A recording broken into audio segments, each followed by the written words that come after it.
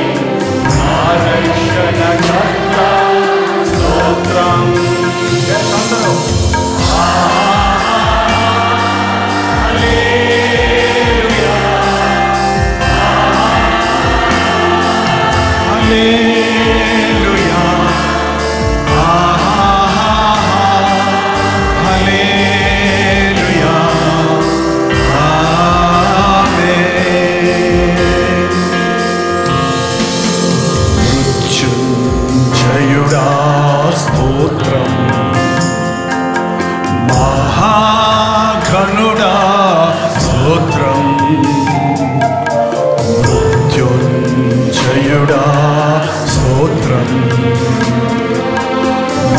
మహాగణుడా స్తోత్రం. మమ్మును కొనిపోవా త్వరలో రానున్న వేగవాహనుడా స్తోత్రం. ఆమేన్. మమ్మును కొనిపోవా త్వరలో రానున్న వేగవాహనుడా స్తోత్రం.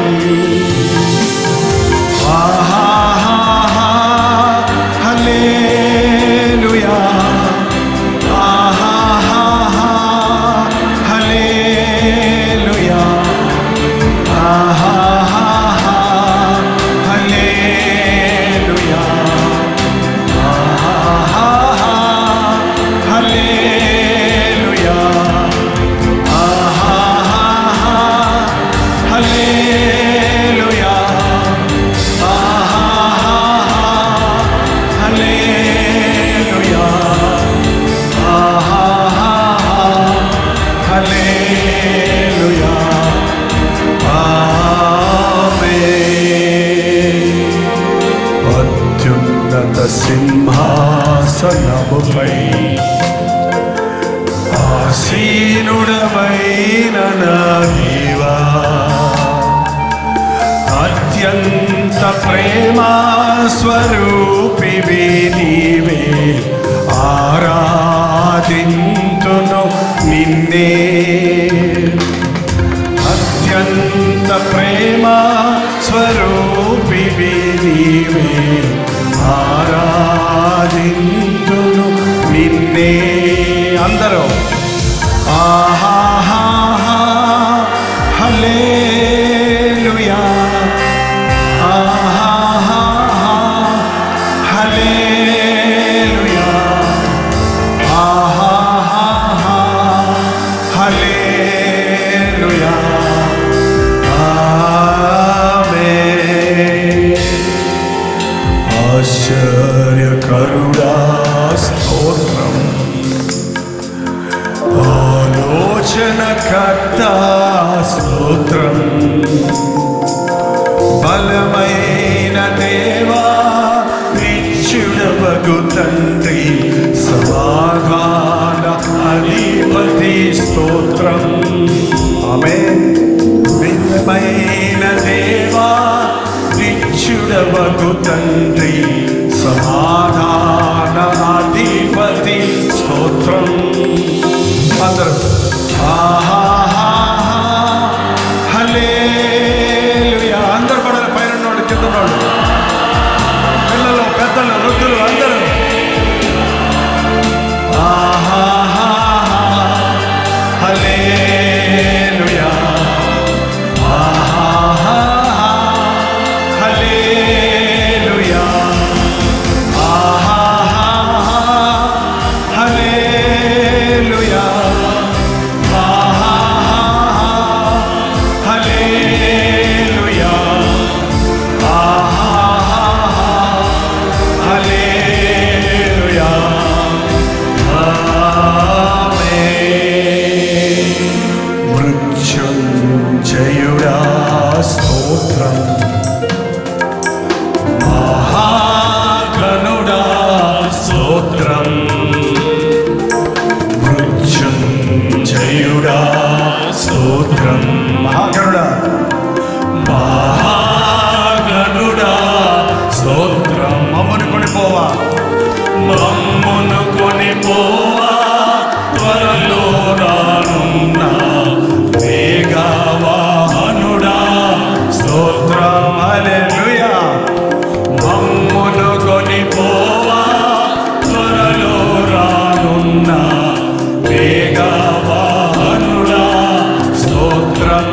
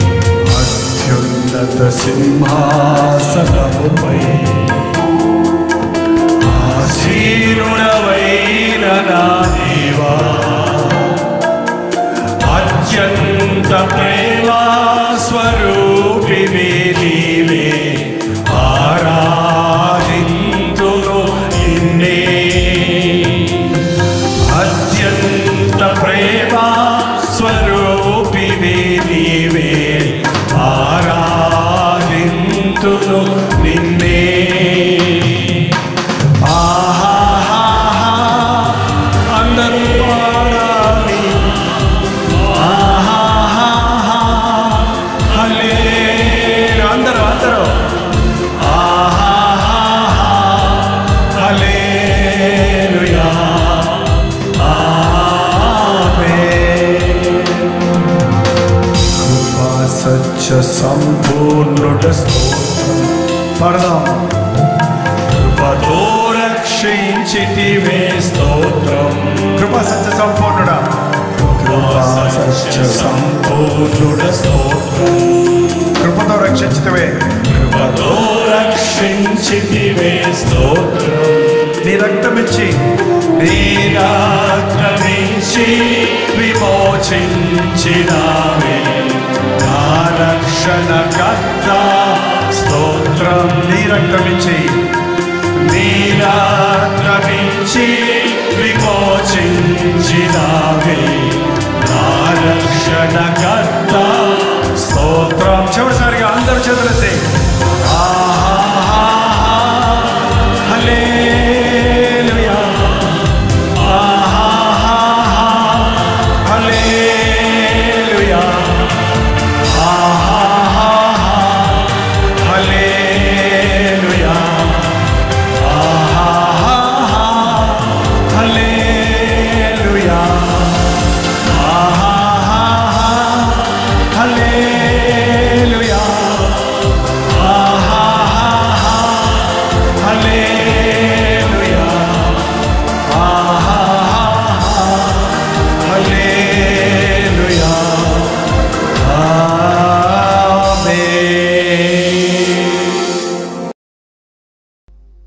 కొరింథీయులకు రాసిన మొదటి పత్రిక 12వ అధ్యాయము 12వ వచనము. ఏలయనగా శరీరము ఏకమై ఉన్నను అనేక అవయవములు కలిగి ఉన్నను ఎలాగూ శరీరము అవయవములన్నీ అనేకములై ఉన్నను ఒక శరీరమై ఉన్నవో అలాగే క్రీస్తు ఉన్నాడు. ఏలగనగా యూదులమైనను గ్రీసు దేశస్థులమైనను దాసులమైనను స్వతంత్రులమైనను మనమందరము ఒకే శరీరములోనికి ఒక్క ఆత్మదందే బాప్తిసం పొందితిమి. మనమందరము ఒక్క ఆత్మను పానము చేసిన వారిమైతిమి. మన శరీరంలో చాలా అవయవాలు ఉన్నాయి, కానీ అన్నీ ఒకేలాగా ఉన్నాయా? చెయ్యిలాగా కాలుందా, కాలులాగా చెయ్యి ఉందా? ముక్కులాగా నోరుందా, నోరులాగా చెవి ఉందా? అన్నీ వ్యత్యాసంగా ఉన్నాయి. ఇందులో ఏది గొప్ప?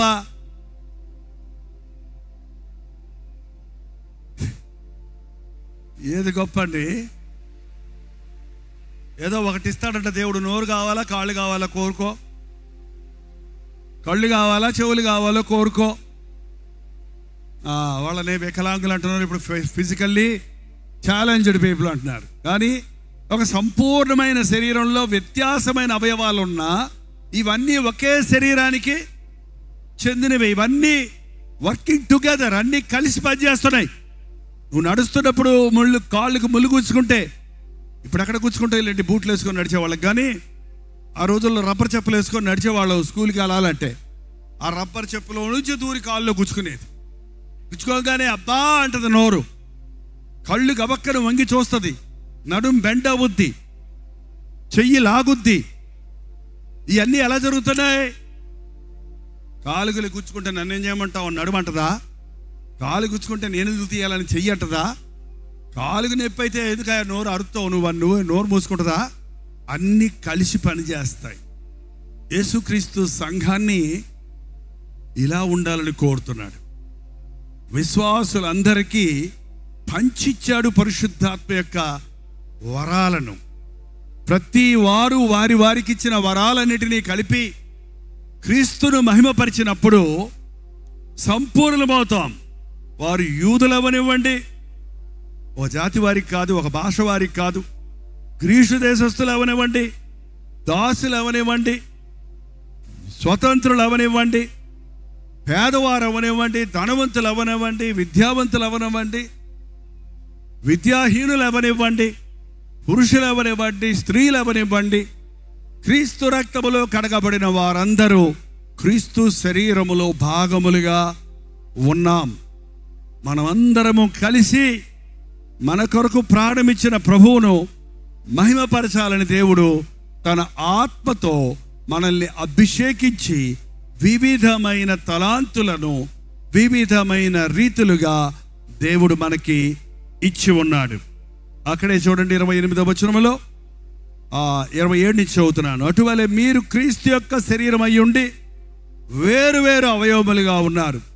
మరియు దేవుని సంఘములో మొదట కొందరిని అపోస్తలుగాను, పిమ్మట కొందరిని ప్రవక్తలుగాను, పిమ్మట కొందరిని బోధకులుగాను, అటు పిమ్మట కొందరిని అద్భుతములు చేయవారిగాను, తరువాత కొందరిని స్వస్థపరచువారిగాను, కొందరిని ఉపకారము చేయవారిగాను, కొందరిని ప్రభుత్వము చేయవారిగాను, కొందరిని నానా భాషలు మాట్లాడువారిగాను నియమించను. పరిశుద్ధాత్మతో నీవు నింపబడ్డావా లేదా అన్నది ఎలా తెలుస్తుందండి? భాషలు మాట్లాడితేనే అనే ఒక తెగ ఉంది. ఎస్, భాషలు అనేది ఒక వరం అని రాయబడింది ఇక్కడ. కానీ అందరూ తప్పనిసరిగా భాషలు మాట్లాడాలని చెప్పలేదు. కానీ అందరూ మారు మనసు పొందాలి. అందరూ అంతటా మారు మనసు పొందవలని దేవుడు ఆజ్ఞాపిస్తున్నాడు. ఆ పరిశుద్ధాత్మ యొక్క అభిషేకం పొందిన వారు కొందరు ప్రవక్తలుగా ఉంటారు, కొందరు బోధకులుగా ఉంటారు, కొందరు స్వస్థపరచు వారిగా ఉంటారు, కొందరు ఉపకారము చేయవారిగా ఉంటారు, కొందరు ప్రభుత్వము చేయవారిగా ఉంటారు. నేను అందుకే ఇందాక అడిగాను, దేవుడు నిన్ను ఎలా ఉండాలని కోరుతున్నాడు. అందరూ ప్రసంగికులు అయితే వినేవాళ్ళు ఎవరు? ఊరు నిండా బోధకులే. బోధ వినేవాళ్ళు ఎవరిగా ఏంటండి? అందరూ ప్రవక్తలే. నేను ప్రవక్తలని సెల్ఫ్ అపాయింటెడ్. నేను మొన్న పంజాబ్ వెళ్ళాం. పంజాబ్లో పాస్టర్ల మీటింగ్ అని ఒక మీటింగ్ పెడితే 50 మంది పాస్టర్లు వచ్చారు. ఒక్కొక్క పాస్టర్ గారిని ఇంట్రడ్యూస్ చేసుకోమని అడిగితే నేను ప్రవక్తని, వాళ్ళ పేర్లు వాళ్ళే చెప్పుకుంటున్నారు. ఎవరు నిన్ను ప్రవక్తగా అభిషేకించాడో ఆయనే పేరు పెట్టుకున్నాడట. ప్రవక్తలు, పాస్టర్లు, చేతిలో బైబిల్ లేదు, చేతిలో ఏం లేదు, బైబిల్ లేదు. సంఘం ఉందా? సంఘం లేదు. సంఘం లేనివాడు పాస్టర్ అవుతాడు, సంఘం లేనివాడు సువార్థికుడు అవుతాడు, పాస్టర్ అవ్వడండి. చాలామంది తెలియటం లేదు. కొంతమంది వాళ్ళు ఇష్టం వచ్చినట్టుగా వాళ్ళు అనుకుంటారు, ఇంకొకళ్ళని చూసి అలా పెట్టుకుందాం అనుకుంటారు. కొందరు దేవుడు కొందరిని ప్రవక్తలుగా చేశారు. ఎస్, దేవుడు వారికి తన ఆలోచనలు తెలియజేసి ప్రవక్తల ద్వారా మాట్లాడేవాడు ఆ రోజుల్లో. ఈ రోజుల్లో మనకి అంతగా ప్రవక్తలు అవసరం లేదు. కానీ మనం బుద్ధిహీనతలు నడిచినప్పుడు, దేవునితో సహవాసం కట్ అయినప్పుడు మనకు ప్రవక్తల గద్దింపులు అవసరమై ఉంది. దావీదు నేరుగా దేవునితో మాట్లాడుకునే అనుభవం కలిగిన వాడే. కానీ పాపం చేసినప్పుడు దేవుడు అతనితో మాట్లాడలా. కాబట్టి నాతాను ప్రవక్తను పంపించి దావీదును గద్దించవలసి వచ్చింది. దేవునితో సహవాసం పోయినప్పుడు, సాతాను నిన్ను ప్రేరేపిస్తున్నప్పుడు నీ దృష్టిగా నువ్వు చేసేది రైట్గా ఉండొచ్చు. అటువంటి సమయంలో నువ్వు తప్పును ఎత్తి చూపించడానికి దైవ దర్శకులను, దీర్ఘదర్శకులను, ప్రవక్తలను, దేవుని ప్రవక్త పని ఏంటంటే దేవుని మాట విని దానిని ప్రజలకు చెప్పడం, అంతే, ఒక బూరలాగా. అందుకే పాత నిబంధనలో ఇర్మియా, యెషయా, హెజ్కేలు, దానియేలు వంటి ప్రవక్తలు యెహోవా ఇలాగు సెలవిచ్చుచున్నాడు అని చెప్పేవారు. బిల్లీ గ్రహాం లాంటి దైవ సేవకులు మాటివాటికి వాడే మాట ఏంటంటే ద బైబిల్ సేస్. నేను కాదు చెప్పేది. ఎవరు చెప్తున్నారు ఈ మాట? పరిశుద్ధ లేఖనాలు చెప్తున్నాయి. లేఖనాలలోని మాటలను మనం మనుషులకు అందించవలసింది, వివరించవలసిన దానికి కొందరిని దేవుడు అభిషేకించాడు. పరిశుద్ధాత్ముడిచ్చే వరములలో అదొకటి. కొందరు బోధకులు అంటే పాస్టర్ అంటే సంఘ కాపరి, గొర్రెల్ని కాచుకునేవాడు, గొర్రెల్ని పోషించుకునేవాడు, గొర్రెల చుట్టూ కాచేవాడు, కంచేసేవాడు, గొర్రెలను గమనించి ఏ గొర్రె తప్పిపోతే దాన్ని ఎతికి పట్టుకో, ఏ గొర్రె బలహీనమైతే దాన్ని బలపరచు, ఏ గొర్రె కుంటుతూ నడుస్తుంటే దాన్ని కట్టుకట్టి మెడ మీద ఎక్కించుకో. అంటే మంచి కాపరి ఏం చేస్తాడట? ప్రతి గొర్రెను పట్టించుకుంటాడు. మంచి కాపరి తన గొర్రెలను ఎరుగును. ఉద్యోగాలు చేసుకుంటూ పాస్టర్లను పేరు పెట్టుకుంటున్నారు చాలామంది. నాకు అర్థం కావటంలా. ఉద్యోగాలు చేసేవాళ్ళు పాస్టర్ అవ్వరండి. సువార్థికుడిగా ఉండొచ్చు, బోధకుడిగా ఉండొచ్చు, సహకారిగా ఉండొచ్చు, సేవలో మరో విధంగా నీవు కూడా వాడబడవచ్చు. ఇక్కడేమి పాస్టర్లకు పెద్ద జీతం, సువార్థకులకు చిన్న జీతం, ప్రవక్తలకు అతిపెద్ద జీతం, స్వస్థభర్త వరం కలిగిన వారికి బిగ్ శాలరీ అని ఏం దేవుడు వెళ్ళలేదండి. ఏ సేవ అయినా నమ్మకంగా చేస్తే ప్రతి ఒక్కరికి ఒకే విధమైన ప్రతిఫలాన్ని, యుద్ధానికి వెళ్ళిన వాడికి ఎంత ఆశీర్వాదమో కావలి ఉన్నవాడికి కూడా అదే ఆశీర్వాదాన్ని ఇమ్మని దేవుడు చెప్పాడు. కొందరు ప్రసంగిస్తుంటారు. అలాంటి కొందరు ప్రసంగిస్తున్నప్పుడు ఈ ప్రసంగాలు మీకు అందేటట్టు చేసే ఇక్కడ చాలామంది ఎక్విప్మెంట్స్ ఉన్నాయి. వీటిని మానిటర్ చేస్తున్నారు. సౌండ్ సిస్టమ్ ఒకరు, వీడియోస్ కొందరు, ఇవన్నీ చేస్తున్న పనులు స్క్రీన్ వెనకాల, బిహైండ్ ద స్క్రీన్స్ చాలా మంది పనిచేస్తున్నారు. అందరూ కలిసి సమిష్టిగా పనిచేసినప్పుడు ఈరోజు ఈ లైవ్ ద్వారా అనేక దేశాలకు, వేలాది లక్షలాది జనులకు దేవుని సువార్త అందించబడుతుంది. ఒక్కరే కనబడొచ్చు మీకు, కానీ దీని వెనుక ఎందరో ఒక పెద్ద టీం ఉంది. టీం అంతా కలిసి పనిచేస్తున్నప్పుడు దేవుని పరిపూర్ణమైన సువార్త వెలుగు, సువార్త యొక్క ప్రకాశించబడుతుంది. ఎవరికి ఏ వరం ఇచ్చాడో, ఎవరికి ఏ సామర్థ్యత ఇచ్చాడో, ఎవరికి ఏ పిలుపిచ్చాడో ఆ పిలుపుకు నీవు లోబడ్డప్పుడు ప్రతి ఒక్కరికి ఇదిగో నేను త్వరగా వస్తున్నాను, వాని క్రియల చొప్పున ప్రతి వానికి ఇచ్చుటకు నేను సిద్ధపరిచిన జీతము నా యొద్ద ఉన్నది. ఒక సంఘములో 10,000 మంది పనిచేస్తే 10,000 మందికి నీతి కిరీటం నా కొరకు ఉంచబడి ఉన్నది. నా కొరకే కాదు, పందెములో గెలిచిన ప్రతి ఒక్కరి కొరకు దేవుడు కిరీటాలు సిద్ధపరుచుకున్నాడు. నీకు ఏ వరం ఇచ్చాడో, నీకే అవకాశం ఇవ్వబడిందో అందులో నీవు ఆరితేరితే, ఏమంటే ఈవెన్ అ బిల్డర్ దేవాలయం కట్టవలసి వచ్చినప్పుడు దేవుడు ఒక వ్యక్తిని కోరుకొని, బెసాలేలు అనే ఒక వ్యక్తిని కోరుకున్నాడు. నైపుణ్యత కలిగిన బంగారపు పని చేసేవాడు, పరిశుద్ధాత్మతో నింపబడి అంత చాకచక్యంగా, అంత సమర్థవంతంగా ఆ యొక్క మందిరాన్ని అంత అద్భుతంగా నిర్మించడానికి దేవుడు అతన్ని వాడుకున్నాడు. ఆ దేవుని మందిరమును చూడడానికి దేశ ప్రజలందరూ, రాజులందరూ తిరిగి వచ్చారని మనం చూస్తున్నాం. నువ్వు ఏ పని చేసినా నీ చేతికొచ్చిన పని శక్తి లోపం లేకుండా చేయడానికి పరిశుద్ధాత్మని యొక్క అభిషేకం మనకు కావాలి. మన సామర్థ్యానికి మించిన పని చేసేటట్టు పరిశుద్ధాత్ముడు మనల్ని అభిషేకిస్తాడు. కొందరు బోధకులు, కొందరు ప్రవక్తలు, కొందరు స్వస్థపరచు కృపావలం కలిగిన వారు, కొందరికి స్వస్థపరచు వరం ఇచ్చాడు. ఈ స్వస్థత వరం కలిగిన బోధకులు అంటే చాలా తొందరలో నూనె సీసాలు అమ్ముకుంటూ గొప్పోళ్ళు అయిపోతున్నారంటే, స్వస్థత వరం ఉంది, దాన్ని ఉచితముగా పొందారు, ఉచితంగా ఇమ్మంటే స్వస్థతల కొరకు పరిగెత్తే వాళ్ళు ఎంతో మంది ఉన్నారు. ఇక్కడ ఒక వ్యక్తి స్వస్థపరిస్తే ఇంకొక వ్యక్తి ఆయన్ని తీసుకెళ్ళి సువార్తను ప్రకటించాలి, మరో వ్యక్తి తీసుకెళ్ళి ఆయనకి బాప్తిసం ఇవ్వాలి, మరో వ్యక్తి ఆయన మందిరంలో కూర్చోబెట్టి దేవుని వాక్యాన్ని బోధించాలి. మోకరించి ప్రార్థించేటట్టు చెయ్యాలి. అంతేగాని స్వస్థత పొందటం పారిపోవడమేనా? చాలా శారీర స్వస్థత కంటే మించినది ఆధ్యాత్మిక రక్షణ.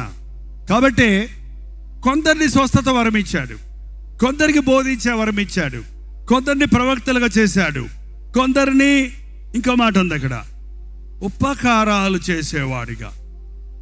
ఏంటంటే ఉపకారం అంటే సోషల్ మినిస్ట్రీ, అనాథాశ్రయాలకు వెళ్ళి లేక అనాథాశ్రయాలు స్థాపించి. ఇప్పుడు మదర్ తెరిసా లాంటి ఒక వ్యక్తి ఉందంటే ఆమె బోధకురాలు కాదు, తను ప్రవక్తనని చెప్పుకోలేదు. తను ఏం చేసేది, రోడ్ల మీద చచ్చిపోతున్న వాళ్ళని, ఇంకాసేపట్లో చచ్చిపోతానన్న వారిని, వాళ్ళని ఎత్తుకొచ్చి వాళ్ళ మూతులు తుడిచి వాళ్ళకి స్నానాలు చేయించి వాళ్ళకి అన్నాలు తినిపించి, కొన్నిసార్లు వాళ్ళ చేతుల్లోనే చనిపోతే వారి సొంత తండ్రో సొంత బిడ్డో అన్నట్టుగా వారిని పరామర్శించి వారిని పట్ల శ్రద్ధ తీసుకునేది ఒక మినిస్ట్రీ. అందరికీ అది కాదు, కొందరికి అది, కొందరికి ఇది, కొందరికి మరొకటి. స్వస్థపరచు వరము, ఉపకారము చేసే వరము, మరికొంతమందికి వింటున్నారా, ప్రభుత్వము చేయవారిగాను, కొంతమందికి లీడర్షిప్, ఓవర్సీస్. ఇప్పుడు ఇలాంటి మీటింగ్ ఉందంటే మీకు తెలుసో తెలీదో, కొందరు ఓవర్సీస్ ఉంటారు ఇక్కడ బ్రదర్స్. అందరూ సరిగా కూర్చున్నారా లేదా, కుర్చీలు సరిపోయినాయా లేదా, సౌండ్ వినపడుతుందా లేదా, ఏంటండి పార్కింగ్ స్థలం ఉందా లేదా, పిచ్చి పిచ్చి ఆశలు వేసేవాళ్ళు ఎవరైనా లోపలికి వచ్చారా? వస్తారు. మనలో కొంతమంది రకరకాల ఉద్దేశాలతో వస్తుంటారు. ఏంటంటే ఒక క్రమాన్ని పాటించాలంటే ఆ నాయకత్వ గుణాలు ఉంటాయి, అందరికీ ఉంటుంది అది సమర్థవంతంగా. మీరు చూడండి, కొన్నిసార్లు ట్రాఫిక్ జామ్ అయితే ఆ పోలీసు వాళ్ళు ఎక్కడో స్టక్ అయిపోయి బిజీ అయిపోతే అందరూ చూస్తా కూర్చుంటే కొయ్యి కొయ్యి కొయ్యి అంటాడే కానీ నేను ముందు పోవాలంటే అక్కడ ఎవరో కొంతమంది వాలంటీర్స్ వచ్చి ఏం చేస్తారండి, వాడే పోలీసు ఆయన కాదు, ఆయన మామూలు డ్రెస్సులోనే ఉంటాడు. ఆయన నిలబడి ఒక్కొక్కరు సర్ది నువ్వు 5 నిమిషాల్లో క్లియర్ చేస్తారో చూసారా. హీ గాట్ దట్ కెపాసిటీ అందరిలో ఉన్నాయి. కానీ దేవుని కొరకు వాడటానికి, దేవుని సేవలో వాడడానికి, ప్రత్యేకపరిచిన అభిషేకంతో వాడబడడానికి దేవుడు కొందరిని వాడుకుంటున్నాడు. యవనస్తులారా, విశ్వాసులారా, రక్షించబడిన వారలారా, మీరు ఊరకనే ప్రభువుని రక్షకుడిగా అంగీకరించలేదు. మీరు ఊరకనే అనుకోకుండా యాక్సిడెంటల్గా ఒక క్రైస్తవ కుటుంబంలో పుట్టలేదు. దేవుడు ముందుగానే నిర్ణయించాడు నీ తల్లిదండ్రులు ఎవరై ఉండాలో, నువ్వు ఎప్పుడు జన్మించాలో, నీ వయసులో ఎప్పుడు ఏ కాలములో ఎలా ఉండాలో అన్న ఓ పెద్ద బ్లూ ప్రింట్ ఆయన దగ్గర ఉంది. రక్షించబడిన తరువాత నీవు ఎలా అభివృద్ధి చెందాలో, ఆయన నామాన్ని మహిమపరచాలో అనే సర్వ సత్యములోనికి నడిపించే పరిశుద్ధాత్ముడిని ప్రభు మనకిచ్చి ఉన్నాడు. సర్వసత్యములోనికి నడిపిస్తాడు. నీ జీవితాంతం అంతా నీకు తోడై ఉండే పరిశుద్ధాత్మని అభిషేకమును మనం పొందాలని దేవుడు కోరుకుంటున్నాడు. కొందరికి నానా భాషలు మాట్లాడువారిగా, కొందరిని భాషలు మాట్లాడువారిగా. అన్య భాషలు అనేటప్పుడు మనకు తెలియని భాష, మనకి ఏం భాష అంటుందో చెప్పండి. మనకు తెలియని భాషను మనం ఏ భాష అంటాం? నా భాష అంటామా, అన్య భాష అంటామా? అంతే, అది ఏదో ఒక భాష, అంతేగాని అర్థం లేని భాష మాత్రం కాదు. మనకు తెలియదు, అది మనకు తెలియదు. అరవాళ్ళు మాట్లాడుతుంటే మీకు అర్థమవుద్దా? తమిళ్లో మాట్లాడితే అర్థమవుద్దా అండి? దాడి నల్లా అరికి అన్నాను నిన్న ఒక బ్రదర్ని. దాడి నల్లా అరికంటే దాడి నల్లా అరికి, మీకు అర్థమైందా? దాడి నల్లా అరికి ఏంటండి? నీ గడ్డం బాగుంది అన్న, గడ్డం పెంచుకున్నాడు ఆయన. దాడి అంటే గడ్డము, నల్లా అరికంటే బాగుంది. కొన్ని భాషలు మాట్లాడుతుంటే మనకి కొట్లాడుకుంటున్నట్టు ఉంటాయి మనకి వినటానికి. కటబడ కొన్ని భాషలు అయితే అసలు మొన్న ఈ కొరియా వెళ్ళినప్పుడు ఈ చైనీస్ భాషలు అవి చూస్తే నేను చూచాచి ఏం చీచా చూచా ఏంటండి. కానీ ఇక్కడ పేతురు ఆ రోజు అభిషేకించబడి మాట్లాడుతున్నప్పుడు అక్కడ యూదులు ఉన్నారు, రోమన్స్ ఉన్నారు, గ్రీకులు ఉన్నారు. ఇంచుమించు 13 ప్రాంతాలకు చెందిన 13 వ్యత్యాసమైన భాషలు మాట్లాడే వాళ్ళు ఉన్నారు.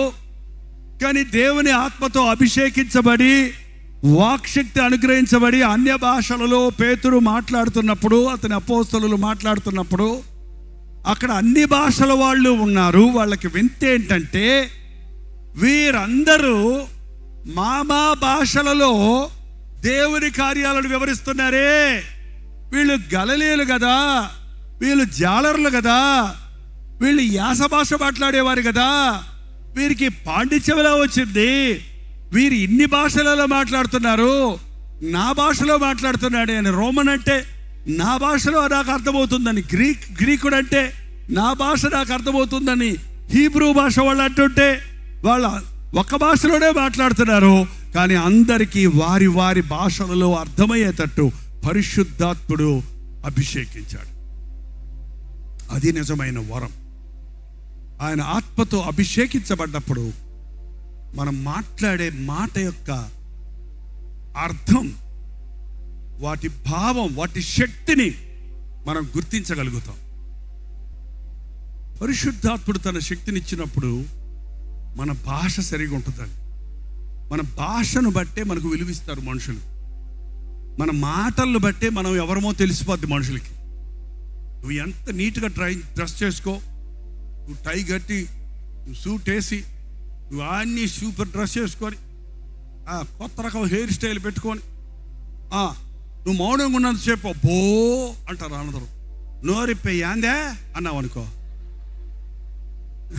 అయితే మీ తెలంగాణ భాష నాకు కాదు అని ఎంతో పల్లెటూరులో మాట్లాడామనుకో, సాగతీసి మాట ఓరు ఈడు చేస్తే ఈడు పోజేటి ఈడు పద్ధతి ఏంటా. పైకి వేషం కాదండి, లోపట ఉన్న శక్తి పరిశుద్ధాత్ముడు నీకు ఇచ్చేది. పైన కాదు నిన్ను సిద్ధపరిచేది పరిశుద్ధాత్ముడు. నీ హృదయాన్ని తన మాటలతో నింపుతాడు. నీ మాటలలో శక్తి ఉంటుంది, నీ మాటలలో సారం ఉంటుంది, నీ మాటలలో సత్యం ఉంటుంది. నీ మాటలు క్రీస్తుకు సంబంధించినవిగా ఉంటాయి కనుక సిలువను గురించిన సువార్త సామాన్యమైన సువార్తే గాని పరిశుద్ధాత్మతో అభిషేకించబడిన సిలువ సువార్త ప్రకటించబడుతున్నప్పుడు మనుషుల హృదయాలలో పొడవబడతారు, గుచ్చబడతారు. ఇక్కడ ఆది అపోస్తలులు బోధించబడుతున్నప్పుడు ఆ యెరూషలేములో ఇన్ని భాషలు మాట్లాడేవారు వచ్చి వారు మాట్లాడుతున్న మాటలు విన్నప్పుడు వారు హృదయంలో నొచ్చుకొని అని ఉందండి బైబిల్లో. కింద ఫుట్ నోట్లో పొడవబడి నేనేం చేయాలి ఇప్పుడు? మీరు మారు మనసు పొందండి, పాప క్షమాపణ నిమిత్తము బాప్తిసం పొందండి, రక్షించబడండి. అప్పుడు పరిశుద్ధాత్ముడను వరం మీకు ఇవ్వబడుతుంది. మారు మనసు పొందారా? మిమ్మల్ని అడుగుతున్నాను, మారు మనసు పొందారా? అనుమానం ఎందుకండి? మనసు మారిందా? దేవుని దయ వల్ల ఇంతకుముందు వారానికి కనీసం 7 సార్లు తాగేవాడిని, ఇప్పుడు దేవుని దయ వల్ల 3 సార్లే తాగుతున్నాను అన్నాడు. నేను మారు మనసు పొందాడా ఏంటో? అంతకుముందు చేసినంత పెద్ద పెద్ద పాపాలు ఏం చేయటం లేదండి, చిన్న చిన్న పాపాలు తప్ప అన్నాడు అనుకోండి, వాడు మారు మనసు పొందాడా?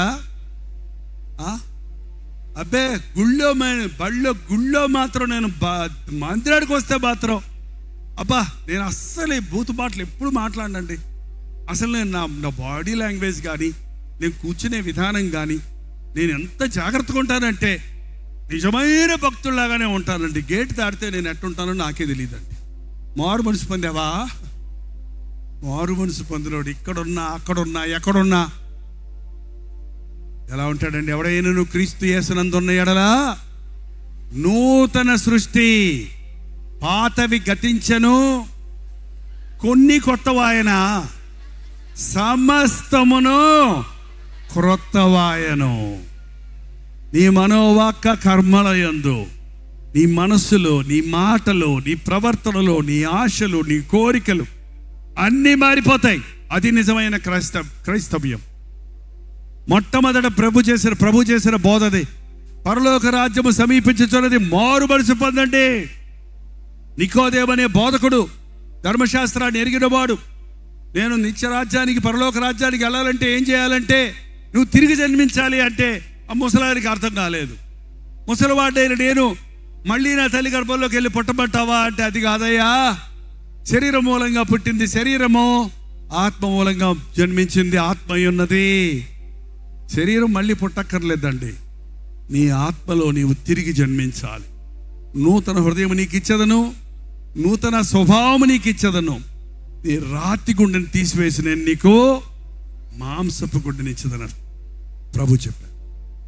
ఎప్పుడైతే నీవు నూతన హృదయాన్ని పొందుతావో, పరిశుద్ధాత్మ చేత అభిషేకించబడతావో, నీ తీరు, నీ పద్ధతి, నీ భవిష్యత్తు, నీ జీవితం సమస్తం మారిపోతాయి.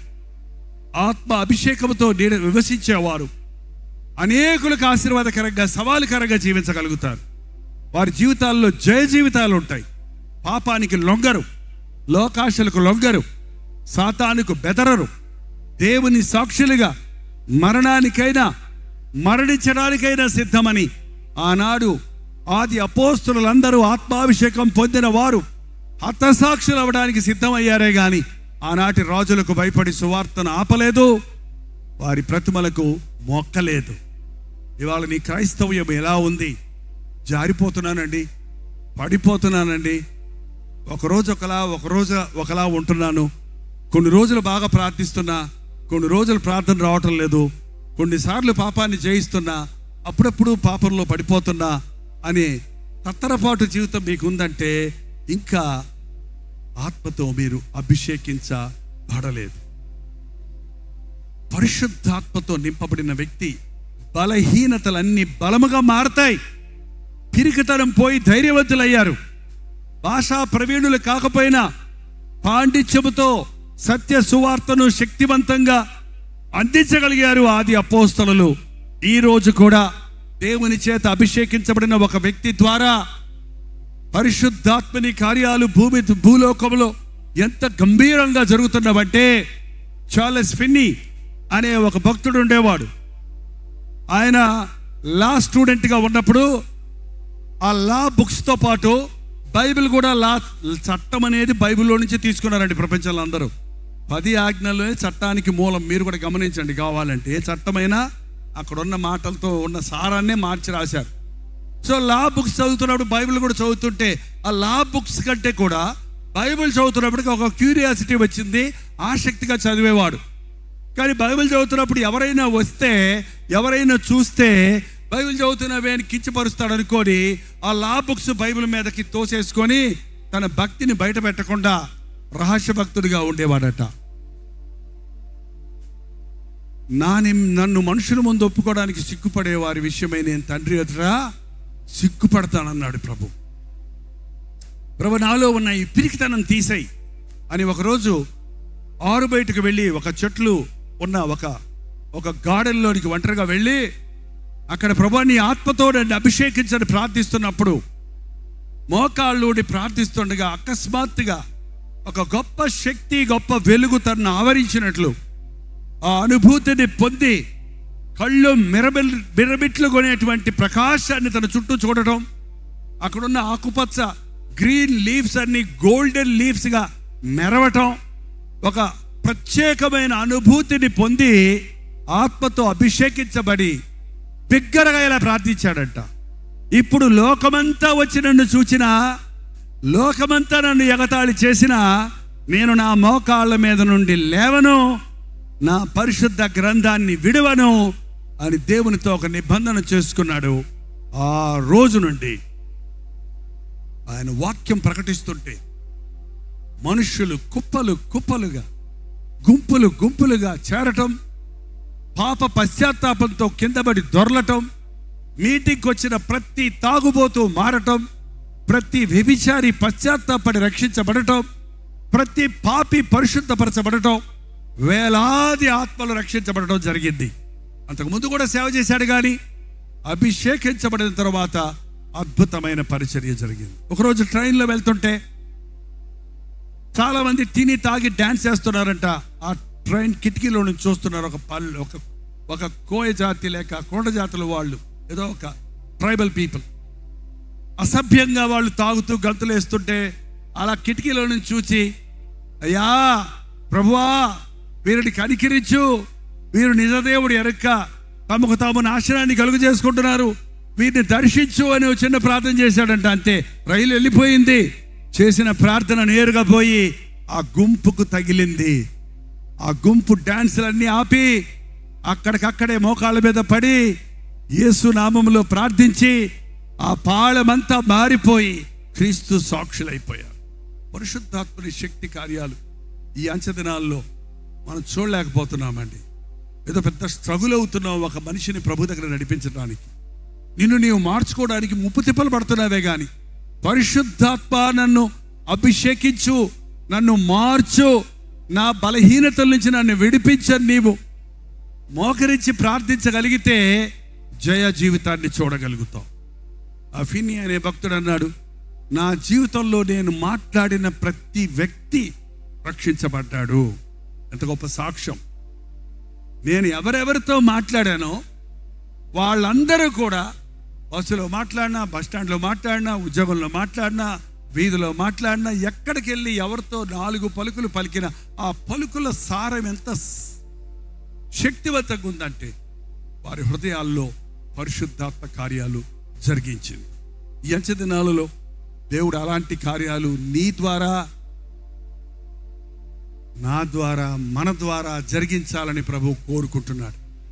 అందరికీ అన్ని వరాలు కాకపోవచ్చు.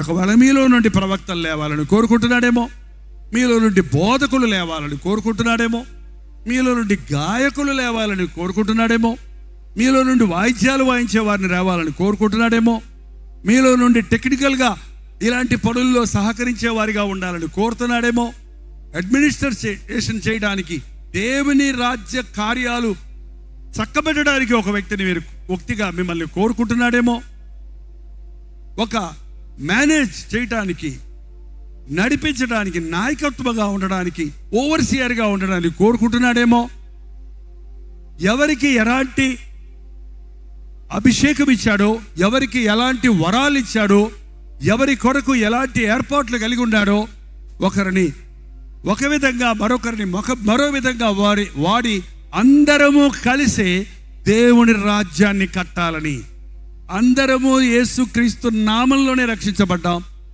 అందరూ ఒకే క్రీస్తు రక్తంలో కలగబడ్డాం, అందరూ ఒకే పరిశుద్ధాత్మ చేత అభిషేకించబడ్డాం, అందరము ఒకే సంఘముగా, సంఘ భేదాలు లేకుండా సారత్విక సంఘముగా అంచె దినాలలో ఉన్నాం అన్నది మనం గుర్తిస్తే దేవుడు మనల్ని అందరినీ ఊరకే భక్తులుగా ఉండడానికి కాదండి, శిష్యులుగా ఉండడానికి కోరుకున్నాడు.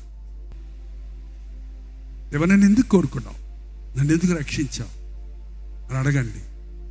మీలో రక్షించబడి కూడా పరిశుద్ధపరచబడిన జీవితం ఉందేమో, పరిపూర్ణ విజయం లేదేమో, కొన్ని విషయాల్లో బాగున్నారు, ఏదో ఒక్కటే ఉందన్నాడు ఒక ఆయన. ఒకటి చాలు, ఒకటే నీకు కొదువుగా ఉంది. యవనస్తుడితో అన్నాడు, ఏమన్నాడు ప్రభు, నీకు ఒకటి 100 లేవు కొదువా, ఎన్ని? ఒక్కటి కొదువుగా ఉంది. ఆ ఒక్కదాన్ని నువ్వు జయించలేకపోతున్నావు. నువ్వు దేవుని కృప కొరకు వేడుకుంటే, పరిశుద్ధాత్ముడు నిన్ను అభిషేకిస్తే, ఆ ఒకటే కాదు, అన్ని విషయాల్లో నీవు జయాన్ని చూస్తావు. ఆ జయం ఒక్కరోజు కాదు, ఒక్కసారి కాదు, నీ జీవితకాలం అంతా జయ జీవితాన్ని జీవించగలుగుతావు. అది నిజమైన క్రైస్తవ్యం. నేను చెప్తా ఆగింది ఏంటంటే, ఇందాక దేవుడు మనల్ని భక్తులుగా కాదు శిష్యులుగా ఉండాలని కోరుకుంటున్నాడు. భక్తులకి శిష్యులకి తేడా ఉందా లేదా? ఎస్, శిష్యులకి భక్తులకి తేడా ఏంటంటే, నేను ఎక్కడికి పోలేదండి, అక్కడే ఉన్నాను. శిష్యులకు భక్తులకు తేడా ఏంటి?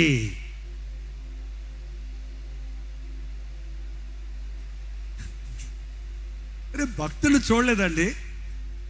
ఒక భక్తుడు నల్లబట్టలు వేసుకుంటారు, కొందరు భక్తులు తెల్లబట్టలు వేసుకుంటారు, కొందరు భక్తులు ఎర్రబట్టలు వేసుకుంటారు, కొందరు భక్తులు రుద్రాక్షలు వేసుకుంటారు, కొందరు భక్తులు సిలువలు వేసుకుంటారు, కొందరు భక్తులు మూతి పొడుగ్గా పెట్టుకుంటారు. వాళ్ళు భక్తి వేషం, వారి వేషాన్ని బట్టి వీడు పలానా వాళ్ళ భక్తుడు అని అర్థమవుద్ది కదా. భక్తులు అంటే వేష భాషల్లో చూపించేవాడు, అర్థం కాకపోయినా భజన చేసేవాళ్ళు. ఇవాళ క్రైస్తవ భక్తులు ఎక్కువైపోయారండి. ఏమి రాకపోయినా ప్రతి క్రైస్తవుడికి ఒక మాట మాత్రం భలే వచ్చండి. ఏంటది చెప్పండి, పర్వాలేదు. హల్లెలూయా. ఏంటది? హల్లెలూయా. అందుకే నేను అడుగుతా, ఎందుకన్నావు హల్లెలూయా అని అడుగుతాను నేనైతే. హల్లెలూయా అన్న వాళ్ళందరూ పరలోకంలో ఉండరండి. హల్లెలూయా అంటే చాలదు, నోటి మాటలతో భక్తిని కనపరిస్తే చాలదు, వేష భాషల్లో భక్తిని చూపిస్తే చాలదు. శిష్యుడు గురువును వెంబడించేవాడు, గురువును పోలి నడుచుకునేవాడు, గురువుతో ఉండేవాడు, గురువు దగ్గర నేర్చుకునేవాడు. భక్తుడు భజన చేసేవాడైతే శిష్యుడు నేర్చుకునేవాడు. సింపుల్గా చెప్పుకుంటే అందరూ చెప్పండి ఒక మాట. భక్తులు భజన చేసేవాళ్ళు, శిష్యులు నేర్చుకునేవారు. మరి నేర్చుకుంటున్నారా? రోజు వాక్యం వింటుండగా, రోజు దేవుని సన్నిధిలో మనం ప్రార్థన చేసుకుంటుండగా, రోజు పరిశుద్ధ గ్రంథాన్ని పఠిస్తుండగా మనం అనేక విషయాలను, ఆధ్యాత్మిక సత్యాలను నేర్చుకుంటున్నాం. యేసు ప్రభు 12 మంది శిష్యుల్ని ఏర్పరచుకున్నాడు. ఆయనకి కొన్ని వేల మంది భక్తులు ఉన్నారు. యేసు ప్రభు ఎక్కడికైనా వెళ్తుంటే గొప్ప జన సమూహము ఆయన వెంట ఉండెను అన్నది బైబిల్లో. ఆయన వెంట వెళ్ళే వాళ్ళందరూ భక్తులు. కానీ శిష్యులు ఎంతమంది ఉన్నారు? 12 మందే ఉన్నారు. ప్రభు ఎక్కడుంటే అక్కడ ఉంటాడు, ఎప్పుడు తింటే అప్పుడు తిన్నారు, ఎక్కడ చెప్తుంటే అది విన్నారు, ప్రభు ఏం చెబితే అది చేశాడు. పరిశుద్ధాత్మ మీ మీదకు వచ్చినప్పుడు మీరు శక్తిని పొందుదురు, మీరు ఆయన భక్తులై ఉందురు అని చెప్పలేదు, మీరు ఆయన శిష్యులై ఉందురు. అపోస్తల కార్యాలు 1వ అధ్యాయం ముగింపులోకి వస్తున్నాం. కొంచెం ఓపిక తెచ్చుకోండి. బాగానే ఉన్నామండి మీరు అంటున్నారు, నాకు తెలుసండి మీలో కొందరు బాగలేదు. నేనా అని పరిశీలించుకో. 8వ వచనం అండి, అపోస్తల కార్యాలు 1:8. అయినను పరిశుద్ధాత్మ మీ మీదకు వచ్చినప్పుడు మీరు శక్తి నొందుదురు గనుక మీరు యెరూషలేములోను యూదయ సమరయ దేశములందంతటను భూదిగంతముల వరకు నాకు సాక్షులై ఉందురని వారితో చెప్పెను. మీరు పరిశుద్ధాత్ముడు మీ మీదకి వచ్చినప్పుడు మీరు శక్తిని పొందుదురు. పరిశుద్ధాత్ముడు మనకు శక్తినిస్తుంది. ఇప్పుడు డీజిల్ ఇంజన్లు వచ్చాయి, కానీ ట్రైన్స్కి అంతకుముందు బొగ్గు ఇంజన్లు ఉండేవి. ఎవరన్నా చూసారా? ఆ ఇంజన్ దగ్గరికి వెళ్ళారంటే ఆ బొగ్గులు ఎర్రటి కణాలుగా ఎంతగా బాగా మండుతుంటాయి అంటే ఒక్క ఇంజన్లో ఉన్న అంత ఆ మంటలో నుండి ఎంత శక్తి వస్తుందంటే ఆ ట్రైన్కి ఉన్న 30, 20, మరి 40 ఎన్ని ఉంటాయో ఆ రోజుల్లో, ఇప్పుడు పెంచారు. ఆ బోగీలన్నిటినీ ఏం చేస్తుంది? ఆ ఇంజన్లో ఉన్న మంటలో నుండి వచ్చే శక్తి లాక్కెళ్తుంది. చూసారా? పరిశుద్ధాత్ముడు మనకి శక్తినిచ్చినప్పుడు మనల్ని మనం బతికించుకోవడం కాదు, మన భారాలు మనం భరించడం కాదు, అనేకులకు మనం దీవెనకరంగా చేస్తాడు. అనేకులను ప్రభు దగ్గరకు తీసుకొని వచ్చేవాడిగా చేస్తాడు. నేను మీ మీదకి మీకు శక్తినిచ్చినప్పుడు మీరు యోదయలో అంటే యెరూషలేం ప్రాంతం యోదయ, సమరయలో, సమరయ అంటే యెరూషలేం పక్కనే ఉంది సమరయ ప్రాంతం. సమరయలో ఇంకెక్కడంటే భూదిగంతముల వరకు. భూదిగంతాలంటే సీషోర్కి వెళ్తే తెలుస్తుంది మీకు. హైదరాబాద్లో లేకపోతే మా చెన్నై రండి, లేకపోతే ఇంకెక్కడన్నా వెళ్ళండి మీ ఊర్ల దగ్గర ఉంటే. వెళ్ళి సముద్రం పట్టుకు ఒకసారి చూడండి. అక్కడ ఏం కనపడుతుందో తెలుసా? తీరం, సముద్రము, ఆకాశము ముద్దు పెట్టుకుంటున్నట్టు కనపడతాయి. కానీ అక్కడితో ఆగలేదు. సముద్రం కిందకి వెళ్తుంది, ఇంకా భూమి పైకి వెళ్తుంది. ఇంకా భూదిగంతాల వరకు అంటే అంతేంటి, అర్థం ఏంటి?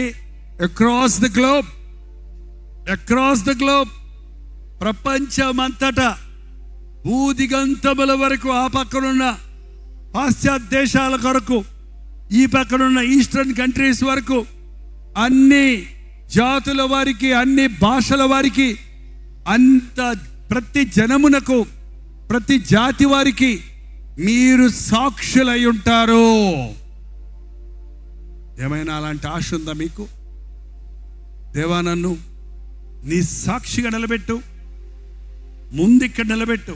లార్డ్ చర్చ్లో నన్ను ఒక సాక్షిగా చెయ్యి, తర్వాత మా ఇంటిలో చెయ్యి, తర్వాత నేను పనిచేసే స్థలంలో చెయ్యి, తర్వాత నాకు ట్రాన్స్ఫర్ వచ్చిన స్థలంలో చెయ్యి, తర్వాత నాకు పోస్టింగ్ వచ్చిన స్థలంలో చెయ్యి, తర్వాత నేను వెళ్ళే దేశంలో చెయ్యి, నేనున్న ఫ్యాక్టరీలో చెయ్యి, నేనున్న కాలేజీలో, నేనున్న హాస్టల్లో, నేనున్న డిపార్ట్మెంట్లో, నేనున్న ప్రాంతంలో నన్ను చూచిన వారు, వీడు క్రైస్తవుడు, క్రీస్తుని పోల జీవించేవాడు, ఇతనికి క్రీస్తు తోడున్నాడు, ఇతడు రోష కలిగి జీవిస్తాడు, ఇతడు మద్యపానాన్ని ముట్టడు, ఇతడు దొంగలెక్కడు రాయడు, ఇతడు అబద్ధాలు ఆడడు, ఇతడు మోసాలు చేయడు, వీరి దేవుడు పరిశుద్ధుడు, ఈయన నమ్మిన దేవుడు గొప్పవాడు అని ఇతని బ్రతుకు చూస్తే తెలుస్తుందని నిన్ను చూచి అనేకులు క్రీస్తును నమ్మునట్లుగా మనం బ్రతకాలండి. అందుకొరకే పరిశుద్ధాత్ముడు సంఘమును, క్రీస్తు రక్తమిచ్చి కొన్న సంఘాన్ని పరిశుద్ధాత్ముడు అభిషేకించి మారు మనసు పొంది రక్షించబడిన ప్రతి వ్యక్తిని శక్తిమంతుడిగా చేసి మొదట పాపాన్ని జయించడానికి, లోకాన్ని జయించడానికి, సాతాన్ని జయించడానికి, దేవుని కొరకు ఆత్మలను సంపాదించే జాలరులుగా ఉండడానికి దేవుడు కోరుకుంటున్నాడు. హల్లెలూయా. నన్ను ఒక ఆత్మ జాలరుగా చేయయ్యా, నన్ను ఒక శిష్యునిగా చేయనాయనా, నన్ను ఎందు నిమిత్తమై నీవు ఎన్నుకున్నావు అందు నిమిత్తమై బ్రతుకుటకు నన్ను అభిషేకించని ఈ రోజున అడుగుదామా? పరిశుద్ధాత్ముడు నిన్ను వాడుకోవాలంటే క్రీస్తు రక్తములో నువ్వు కడగబడాలి, నీ పాపములు ఒప్పుకొని విడిచిపెట్టాలి, మారుమనసు పొందాలి. రక్షించబడ్డప్పుడు పరిశుద్ధాత్ముడు నిన్ను ఆవరిస్తాడు, నిన్ను నడిపిస్తాడు. ఆఫ్ కోర్స్ పరిశుద్ధాత్ముడి సహాయం లేకుండా మనకు మారు మనసు లేదు. ఆయనే మనల్ని పాపాన్ని ఒప్పించేవాడు, మన రక్షణకు నడిపించేవాడు, మన ప్రభు యొక్క గొప్పతనాన్ని ఎరుగునట్లుగా మన మనోనేత్రాలు తెరిచేవాడు. కాబట్టి పరిశుద్ధాత్ముడు మనల్ని మొదటగా రక్షణలోనికి నడిపిస్తాడు. రక్షించబడిన తరువాత ఆయన నిపుణులతో నిన్ను అభిషేకించి ఒక ప్రత్యేకమైన వ్యక్తిగా నిన్ను ఆశీర్వదిస్తాడు. యేసయ్యా, నన్ను అభిషేకించవా, నీ ఆత్మను నా మీద కుమ్మరించవా. పాటలు పాడుతుంటాం కదా చాలాసార్లు. ఆ పాటల అర్థాన్ని గ్రహిస్తే ఆత్మతో అభిషేకించబడిన వాడు నడినెత్తి నుండి అరికాలు వరకు ఉన్న ప్రతి కల్మషము నుండి, ప్రతి శరీరేచ్ఛ నుండి, ప్రతి దురాశ నుండి, ప్రతి అపవిత్రత నుండి శుద్ధీకరించబడతాడు. దేవుని సాక్షులుగా మనం బ్రతకాలంటే, క్రీస్తు రక్త సంబంధులుగా మనం జీవించాలంటే, ఆయన రక్తములో కడగబడి, ఆయన ఆత్మతో అభిషేకించబడి ఒక ప్రత్యేకమైన జనాంగముగా, పరిశుద్ధమైన జనాంగముగా, రాజులైన యాజక సమూహముగా, లోకములో వేరై ప్రత్యేకమైన వక్రజనం మధ్య జ్యోతులలాగా ప్రకాశించే వారిగా ఉంచాలని ప్రభు ఆశిస్తున్నాడు. అట్టి స్థితిని ప్రభు మనకు ఇచ్చును గాక. దయచేసి లేచి నిలబడితే చిన్న ప్రార్థన చేసుకుందాం. యేసయ్యా, నీ సన్నిధిలో మోకరించానయ్యా. నా జీవితాన్ని నాకు చూపించయ్యా. నా హృదయాన్ని నేను తెలుసుకుంటూ సహాయం చేయి. మారు మనసు పొందిన అనుభవం, నూతన జన్మ అనుభవం, నిన్ను నా సొంత రక్షకుడిగా అంగీకరించి నా హృదయ సింహాసనం మీద రాజుగా, ప్రభువుగా ప్రతిష్ఠించుకునే అనుభవాన్ని నాకు దయచేయ్యా. నన్ను రక్తమిచ్చి కొన్న యేసయ్యా, నేను నీ కొరకే జీవిస్తానయ్యా. ఈ లోక ఆకర్షణలకు లొంగనయ్యా. అల్పకాల పాప భోగానికి లొంగనయ్యా. దేవునితో ఒక నిబంధన చేయండి. ఇప్పటికే లోకాశలు నిన్ను పట్టుంటే, ఇప్పటికే శరీరేచ్ఛలకు లొంగుంటే, ఇప్పటికే నీ దేహాన్ని అపవిత్రపరుచుకునే స్థితిలో ఉంటే, క్షమించే ప్రభు ఉన్నాడు, శుద్ధీకరించే ప్రభు ఉన్నాడు. నీ పాపములు క్షమించి, నీ దోషములను రక్తములో శుద్ధీకరించి నిన్ను నూతన సృష్టిగా చేయడానికి మన మధ్య పరిశుద్ధాత్ముడు సంచరిస్తూ ఉన్నాడు. నోరు తెరిచి నీ స్థితిని నీవు ఒప్పుకుంటే, ప్రభు తన హస్తమును చాపి నిన్ను ముట్టి నీకు జయ జీవితం ఇవ్వడానికి ఆశ కలిగి ఉన్నాడు. ప్రభు, నన్ను పరిశుద్ధపరచయ్యా. భక్తుడిగా ఉన్నానే గాని శిష్యుడిగా నీ అడుగుజాడల్ని వెంబడించలేకపోతున్నా. ఆదివారపు భక్తితో సంతృప్తి చెందుతున్నానే గాని అనుదినము నీతో బ్రతకాలనే ఆశ నాకు లేకపోయింది. ఇదిగో 5 మొదలుకొని నీ అడుగు జాడల్లో నడుస్తానయ్యా. నీ మాట ప్రకారం నడుస్తానయ్యా. అనుదినము నేను మోకరించి ప్రార్థిస్తానయ్యా. నీ పరిశుద్ధ లేఖనాలు పఠించి ధ్యానిస్తానయ్యా. తుచ్చమైన ఇచ్చల నుండి, అల్పమైన ఈ లోక ఆశల నుండి నన్ను విడిపించేసయ్యా. నిరంతరమైన నిత్యమైన దీవెనలతో నన్ను నింపయ్యా. ఎన్నో ఉన్నాయి, చదువుకున్నాను, ఉద్యోగం ఉంది, వివాహమైంది, బిడ్డలు ఉన్నారు, ఇల్లు కట్టుకున్నాను, వాహనాలు కొనుక్కున్నాను అనుకుంటున్నానే కానీ సంతృష్టి లేని జీవితం నాకుందే. ఏదో ఒకటి కొదువుగా ఉందే. అది నీ అభిషేకమేనని, అది నీ ఆత్మ నింపుదలేనని, అది నీవు లేని స్థితి అని ఈరోజు గ్రహించుకుంటున్నానయ్యా. నన్ను విడువని ఎడబాయని యేసయ్యా. నేనే నిన్ను విడిచి దూరమై అపవాదికి చేరువై నా జీవితాన్ని నాశనం చేసుకుంటున్నాను యేసయ్యా. ఈ రోజు నన్ను లేవనెత్తయ్యా. నీ ఆత్మతో నన్ను అభిషేకించయ్యా. తిరిగి తన ఆత్మ నుంచి నన్ను విడిపించయ్యా. అవిశ్వాసము నుంచి నన్ను తప్పించయ్యా. లోక బంధకాల నుంచి నన్ను విడిపించేసయ్యా. ఆది అపోస్తలుల మీదకు దిగి వచ్చిన పరిశుద్ధాత్మను ఈ ఆవరణలో కూడి వచ్చిన మా మీదను కుమ్మరించయ్యా. మేము సాహసము కలిగిన వారిగా, సత్య సాక్షులుగా, పరిశుద్ధులుగా, దేవుడి రాజ్య నిర్మాణములో పాలిభాగస్తులుగా, నిన్ను మహిమపరచినట్లుగా మమ్మల్ని అభిషేకించేసయ్యా. అడగండి, ప్రతి ఒక్కరూ అడగండి. నన్ను కూడా అభిషేకించయ్యా. నన్ను కూడా వాడుకో అయ్యా. నన్ను కూడా విడిపించేసయ్యా. నా దుష్ట స్నేహితుల వల్ల నేను జారిపోతున్నానయ్యా. నా బంధువులు ప్రీతిపరచాలని నిన్ను దుఃఖపరుస్తున్నానయ్యా. నా శరీరానికి లొంగిపోతున్నానయ్యా. యేసయ్యా, నాకు జయ జీవితం కావాలన్న వారు ఎలుగెత్తి ప్రభువుకు మొరపెట్టండి.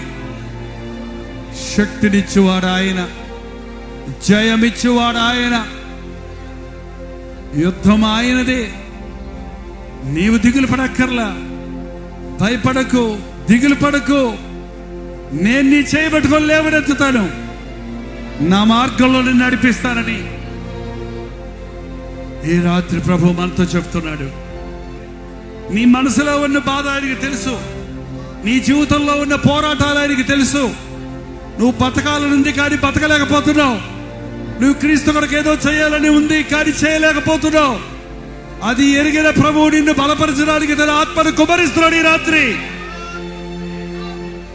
నీ స్వశక్తితో నువ్వేం చేయలేవు. నిన్ను బలపరచువాని ద్వారా నువ్వు సమస్తం చేయగలుగుతావు.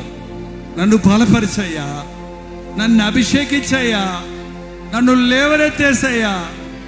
నామకార్థ క్రైస్తవుడిగా నీ నుండి పోక, ఆచార భక్తితో నీ నుండి పోక, అను దినము నీతో సహవాసము చేయడానికి నా తల్లి గర్భంలో నీవు నా కొరకు కలిగిన ప్రణాళికలు నా పట్ల నెరవేరినట్లు బోధకుడిగా, ప్రవక్తగా, ఉపకారములు చేయవాడిగా, భాషలు మాట్లాడువాడిగా, స్వస్థపరచువాడిగా, సువార్తను ప్రకటించేవాడిగా, ఓవర్సియర్గా ఏ విధంగా నీవు నన్ను నీ కొరకు వాడబడాలని నీవు కోరుకున్నావో అలాగే నన్ను అభిషేకించిన ఆయన. నాకు అప్పచెప్పిన చిన్న బాధ్యతలో నాకు ఉన్న చిన్న అవకాశాన్ని ఉపయోగించుకొని నిన్ను మహిమపరచుటకు నీ మందిరములో, నా ఇంటిలో, నా ఆఫీసులో, నా కాలేజీలో, నా హాస్టల్లో నీ నామాన్ని మహిమపరిచే సాక్షిగా నన్ను నిలబెట్టేసయ్యా. అందరిలాగా పాపానికి లొంగిపోక, ఎటు గాలి వీస్తే అటు కొట్టుకుపోయే వారిగా నేను ఉండక, క్రీస్తు కొరకు బలమైన సేవకుడిగా, సాక్షిగా నిలబడే శక్తిని నాకు అనుగ్రహించయ్యా. నోరు తెరవండి, అడుగుడి మీకు ఇవ్వబడనని ప్రభు చెప్పి ఉన్నాడు. నాలో కోపం ఉందయ్యా, నాలో అసూయ ఉందయ్యా, నాలో బలహీనతలు ఉన్నాయ్యా, నేను అడిక్షన్లో ఉన్నానయ్యా, డ్రగ్స్కి అడిక్ట్ అయిపోయానయ్యా, ఫోనోగ్రఫీకి అడిక్ట్ అయిపోయానయ్యా, తప్పైన మార్గాల్లో నడుస్తున్నానయ్యా, తప్పుడు సహవాసాల్లో చిక్కుకున్నానయ్యా, అనవసరమైన ఉచ్చుల్లో పడ్డానయ్యా. నాకు కూడా విడుదలుందా?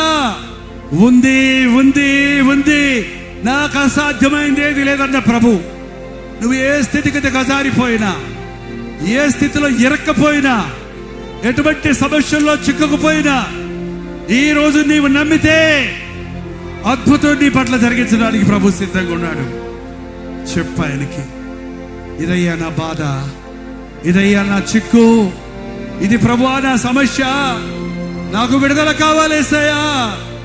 నోరెత్తండి, నోరు తెరవండి, నాకు మొర్ర పెట్టు, నేను ఉత్తరం ఇస్తానన్నాడు.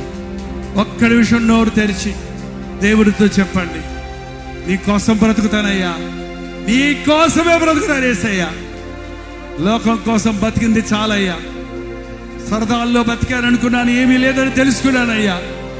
మనుషుల మాటలు విని మోసపోయానయ్యా, మనుషుల్ని నమ్ముకొని నష్టపోయానేసయ్యా. నిన్నే నమ్ముకుంటున్నానయ్యా, నాకు సహాయం చేయని ఎలుగెత్తి నోరెత్తి ప్రభువుకి చెప్పండి. చెవియొగ్గి ఆకాశం నుండి దేవుడు నీ మొర వినాలని, తన హస్తాన్ని చాపి నిన్ను ముట్టాలని, నీవు పడి ఉన్న స్థితి నుండి నిన్ను లేవనెత్తాలని, ఈ రాత్రి ఒక అద్భుతం నీ జీవితంలో జరగాలని, మన మధ్య దేవుడు తన ఆత్మ కార్యాలు జరిగించాలని ఆశపడుతూ ఉన్నాడు. నన్నయ్యా, నన్ను నన్ను నన్ను నన్ను నన్ను దాటిపోవద్దయ్యా, నన్ను విడిచిపోవద్దేసయ్యా. నీ కోసమే బ్రతుకుతానయ్యా, నిన్నే మహిమ పరుస్తానయ్యా. నన్ను వాడుకోయేసయ్యా. సాతాను వాడుకొని వదిలేశాడయ్యా నన్ను. నా తలాంతులు, నా బలము, నా జ్ఞానము, నా శరీరము, నాలో సమస్తము అపవాదికి అప్పగించి నష్టపోయానయ్యా. ఇంకొద్దయ్యా, ఇంకొక క్షణం కూడా అపవాదికి నా మీద అధికారం లేకుండా నీ చేతికి నన్ను అప్పగించుకుంటున్నాను యేసయ్యా. నన్ను వాడుకో, ఇదిగో నా జీవితం అని ప్రభువుకు చెప్పండి. చెప్పండి, చెప్పండి, నోరు తెరవండి. ఇదిగో దేవా, నా జీవితాన్ని ఇదిగో నీ చేతుల్లో పెడుతున్నానయ్యా. నీ ఆత్మతో అభిషేకించయ్యా. నన్ను శక్తిపరుడిగా చేయి, నన్ను పరిపూర్ణుడిగా చేయి, నన్ను పరిశుద్ధుడిగా చేయి, నన్ను ఒక ప్రవక్తగా చేయి, నన్ను ఒక సేవకుడిగా చేయి, నన్ను నీ కొరకు జీవించే సజీవ సాక్షిగా మార్చేసయ్యా. పరిశుద్ధుడా, ప్రేమగల తండ్రి, ఒక్కసారి నాయన ఈ ఆవరణలో కూడి వచ్చిన నీ బిడ్డలను చూడయ్యా. నిన్ను ప్రేమించిన వీరిని చూడయ్యా. నీ చేత ప్రేమించబడిన వీరిని చూడయ్యా. నీవేర్పరుచుకున్న వీరిని చూడయ్యా. నీవు ఆకర్షించుకున్న వీరిని చూడయ్యా.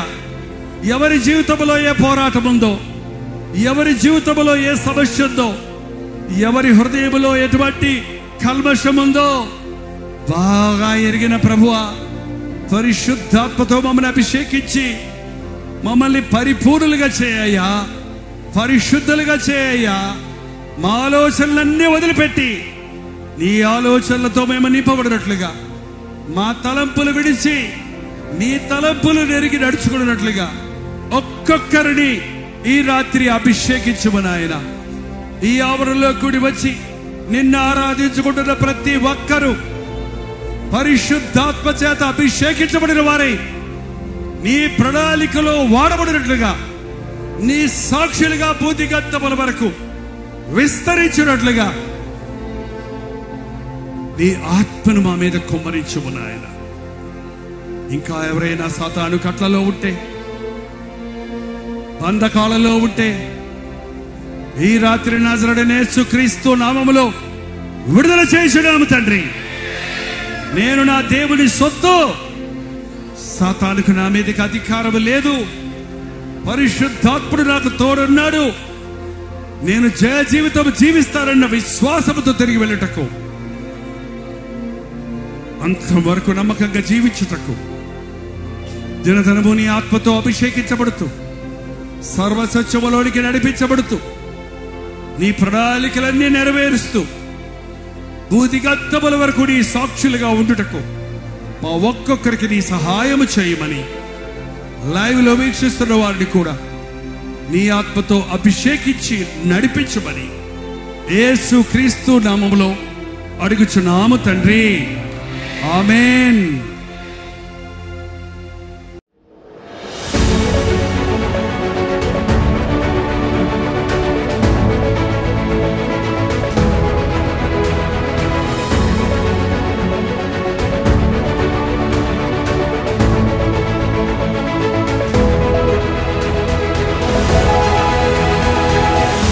హల్లెలూయా. దేవునికి స్తోత్రం. బెంగుళూరు పరిసర ప్రాంతాల్లో ఉన్న వారికి శుభవార్త.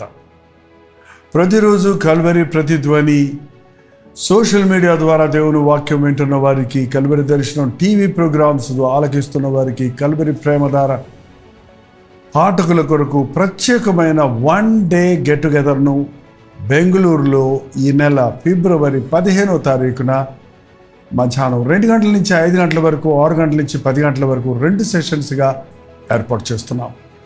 ఇది హాలిడే కాకపోయినా మీరందరూ వస్తారని, మనందరము కలిసి దేవుడు చేసిన మేలు తలంచి ఆయన స్తుతించుటకు, మిమ్మల్ని ముఖాముఖిగా చూసి మీ కొరకు ప్రార్థించుటకు ఎంతో ప్రార్థనాపూర్వకంగా మేము బెంగళూరు వస్తున్నాం. మీరు రండి, పాల్గొనండి, దైవాశీస్సులు పొందండి.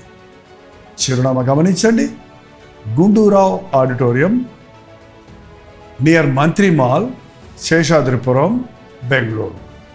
ఇంకా ఈ విషయమే మీకు వివరాలు కావాలంటే 954041 నెంబర్కి ఒక వాట్సాప్ పెట్టండి, లేదా 8939393939 నెంబర్కి మీరు కాల్ చేసి వివరాలు తెలుసుకోనండి.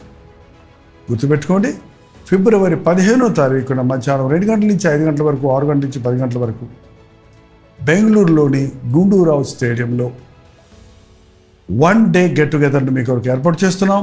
రండి, పాల్గొనండి, దైవాశీస్సులు పొందండి.